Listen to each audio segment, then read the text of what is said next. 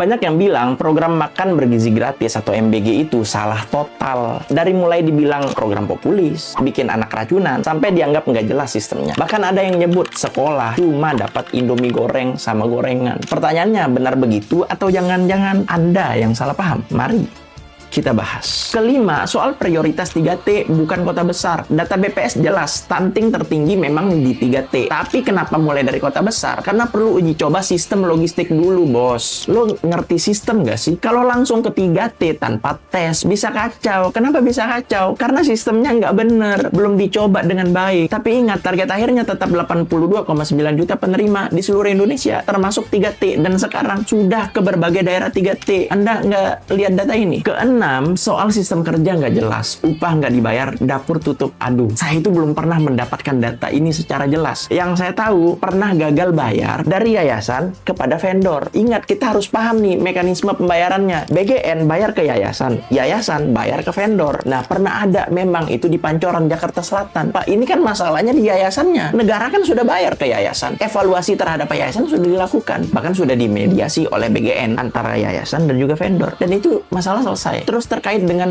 Indomie, saya belum pernah mendapatkan data bahwa cuma dikasih Indomie. Itu data dari mana? Valid nggak? Kalau memang ada, coba buktikan ke saya. Seberapa besar, seberapa banyak, seberapa orang yang dirugikan. Karena yang jelas adalah, kalau memang itu ada, maka itu adalah pelanggaran SOP BGN. Standar menu MBG itu jelas 4 bintang. Karbohidrat, protein hewani, protein nabati, dan sayur atau buah. Kalau ada vendor nakal, ya laporkan agar bisa ditindak. Bukan salah programnya. Jangan sampai yang bermasalah oknumnya, yang dihancurkan lumbungnya. Ini cara berpikir yang sesat. Jadi kesimpulannya, MBG memang punya masalah di lapangan, tapi bukan berarti salah total. Yang perlu dibereskan soal vendor nakal, pengawasan daerah, dan sistem distribusi.